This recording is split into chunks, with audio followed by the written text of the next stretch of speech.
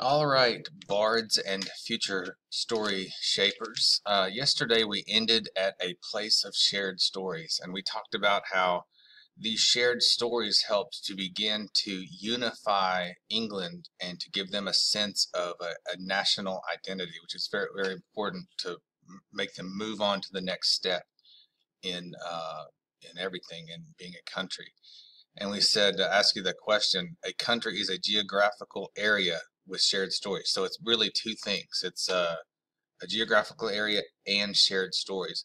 So be sure, guys, to look back on yesterday's thing if you didn't, and sometime just make a couple comments. I asked some of you particularly a question, and I want you to go ahead and try to answer it and get some feedback going. I'd like to see 5 comments from each one of you on those. But today we're going to move on, and we ended with Bede here, the monk who translated some of those old stories. And we're going to move on today to a really interesting fellow named Geoffrey Chaucer. And he was sort of at the end of the era of Beowulf. And he came along and is really maybe our first modern English person. A lot of people think of Shakespeare as being our first modern English writer. In Middle English and modern. But Chaucer really did a lot of amazing things for his time and really took writing to a whole new level. He wrote a book called the Canterbury Tales, and they're some of the funniest. I remember I read them in college. They're really funny. They're really raunchy. They got really silly fart humor and all kinds of just crazy stuff, and just a lot, just drip with irony. They're very good. We're going to look into them later. Uh, but it's called England's Greatest Medieval Poem, and it is really one long poem. And it's all about these shared stories. It's a whole bunch of stories together that sort of interweave, and a sense of England as a nation of different social types. So this is a time when you're getting this division of labor and getting all kinds of different social classes and social types and levels. These various characters on a pilgrimage to Canterbury. There in 1170, Thomas à Becket, the Archbishop of Canterbury, was murdered in the cathedral on the orders of his former friend King Henry II, to whom he would not yield in matters of church policy. In our country, we have this thing invented by Thomas Jefferson called separation of church and state. Thomas Jefferson, some of you probably know, was basically the author of our Declaration of Independence, probably a certified genius. He was the founder of Virginia, University of Virginia, and on his gravestone, if you go visit his gravestone, on his gravestone it says separation of church and state. He considered that his greatest accomplishment. So here's one of those examples of why this is important, where you had the church and state sort of intermingled, and so a church guy is trying to follow his religious convictions, and the political machine winds up killing him. So how do people react to that? Very unfavorably to the king, obviously, to the politics, and very favorably to the church, because he stood his ground and showed what he was made of, because he would not yield to this pressure to the point of death. Becket was, of course, canonized, which means basically made a saint almost immediately, and the cathedral became a shrine. That is why the pilgrims are traveling there. So they're traveling to this shrine of this person who was canonized. And they will seal their fellowship by telling one another stories along the way. For Chaucer and his Pilgrims, Canterbury is a somewhat distant goal, a symbol of the ultimate sacred place to which people journey on their life's pilgrimage. So this is a long, long journey, and almost an impossible journey to get there. And heaven at this time, with a lot of people even today, but at this time especially, heaven seemed like a pretty impossible thing. Only a few people, no one could be good enough to go, and you had to buy your way into heaven basically by paying the Catholic Church. Such was the ideal. Chaucer's pilgrims, however, have a wide range of motives, misspelling there, desires and needs, many of which are far from noble. So then this sort of brings out that problem with the religious institution of the day. They're going on this Mecca, but a lot of them aren't really there for good reasons and aren't going for good reasons. A later great poet and critic, John Dryden, was moved to say of the Canterbury Tales, "Here is God's plenty. Yes, here is God's plenty in all its complex humanity. And the phrase that comes to mind there, for me, is "it takes all kinds," and that's what there's all kinds on this road to Canterbury to head to this monastery or not or shrine. In the process of inventing English poetry as we know it, Chaucer presents his pilgrims on the road.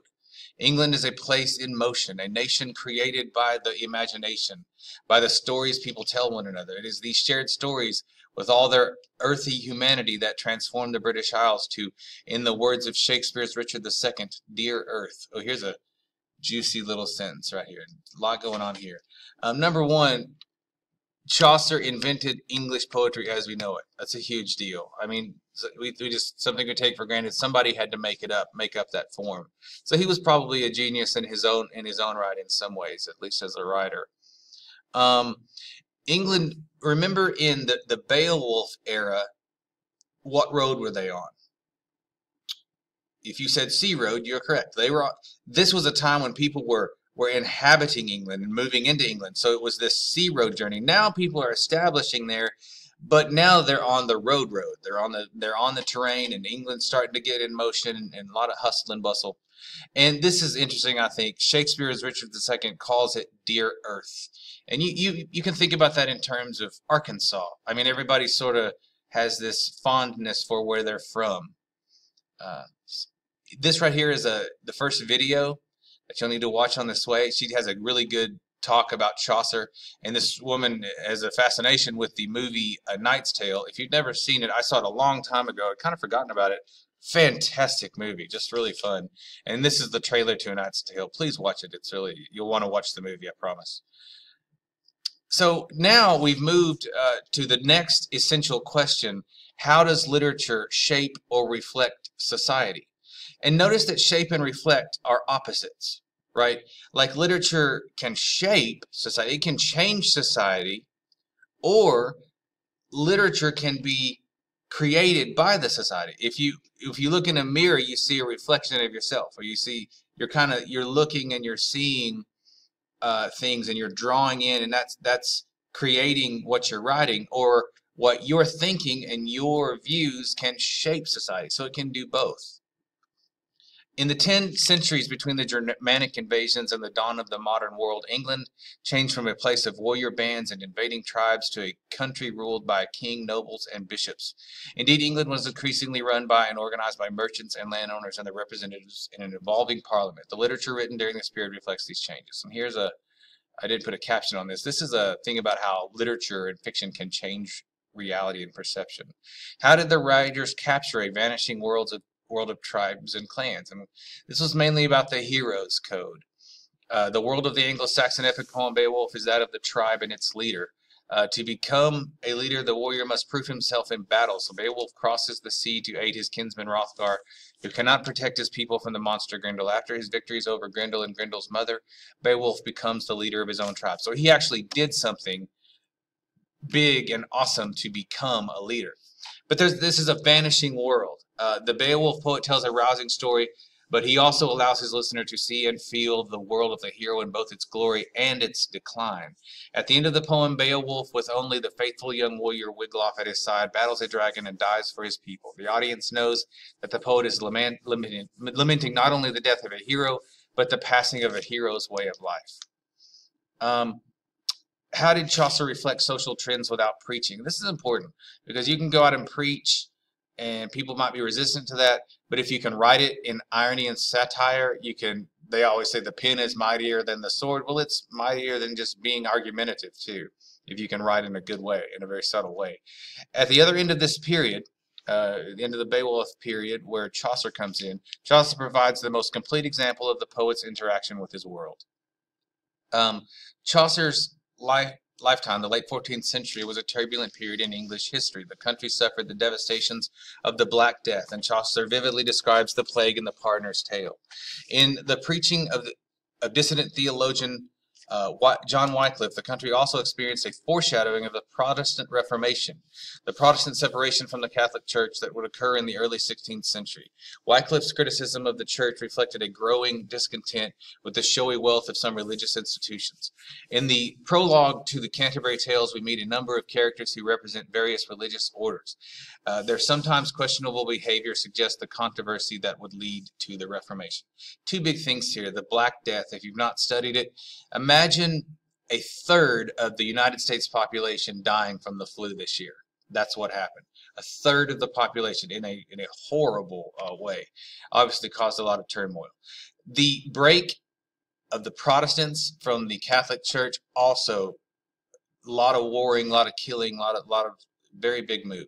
And this is a very important video that you need to understand the Protestant Reformation and how important that was. Most of us here now are Protestants, and our religion comes from this schism that happened right here.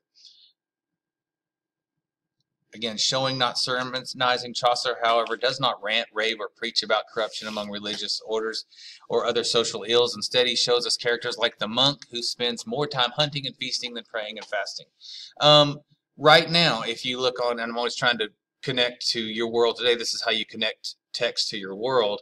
If you might have seen on Facebook, there's this thing out about how Joel Osteen won't open up his church to serve people that are refugees from the hurricanes. I'm not sure if that's true or not, so don't quote me on that. But it's the kind of thing that people are mad about. They see these, giant mega churches and billionaire preachers with jets and mansions, and they're not really. What does that have to do with, preaching and helping people? So the same things still go on today, but it was really bad in that time. Political turbulence in 1381, England was shaken by the Peasants' Revolt, in which farmers and laborers demanded a greater share in the wealth and governance of the country. King Richard II put the rebellion down, only to lose power himself 18 years later. London, originally a Roman settlement on the banks of the Thames River, had by this time grown into a great city and a center of international trade. Obviously, peasants means the lowest of the low, no power, no education, no ability to come up. We're almost seeing a growth of a peasants class in our country, and I could see a revolt coming in the next 20 or 30 years. All of this is relevant to us today. When you have a revolt and you have more power brought to people to better themselves, what you tend to get is a rising middle class. What we used to have in this country is a rising middle class. Right now we have a declining middle class. Part of this tumult and change involved the replacement of feudal roles, such as knight and serf, with a newly empowered urban middle class. Chaucer himself was a member of this newly rising group, as is one of his most memorable characters, the Wife of Bath. And here is a very important video talking about feudalism. Feudalism, that, if you don't remember, was brought to England by the Normans and their French, and this idea of feudalism. And I want one more thing. Please watch this video. This is awesome. This is supposed to be Chaucer, of course, just a fictional look at Chaucer, and he does this introductory speech, and it's just really hilarious, really good. And this is just to end here is a thing about what it means to be a knight. And I found this important because feudalism, back up here again, is the opposite of a middle class. In feudalism, it's all by birth. It's it's the family you're born into. It's not about how good you are at something or how smart you are or how talented you are. You're just judged based on your bloodline. Imagine that. You don't have any chance to show who you are. The Knight's Tale is all about that. It's a really good movie in that way. Perfect movie. I'm glad she reminded me of it. So that's feudalism. And on the other hand, you have this scene right here, and I want you to please watch it, where Heath Ledger is a nobody. He comes from peasantry. So he's nobody, but he's a really brave man, and he's very talented. And so he gets to show that. And here, this guy here is he's of noble birth, and he looks on Heath Ledger and he says, you have all the true qualities of a knight. It's not about where you come from, it's who you are on the inside. So that is a huge change in England at this time, moving from this feudalist state of knights that just get to be called a knight because, again, who they're born into. But they were highly trained, don't get me wrong. But there was this, just like in the church, these people began to not really do anything. They were just on top because of their money and their status, not anything about their morality or anything like that. So please watch this and then go check out and then do the sway. All right.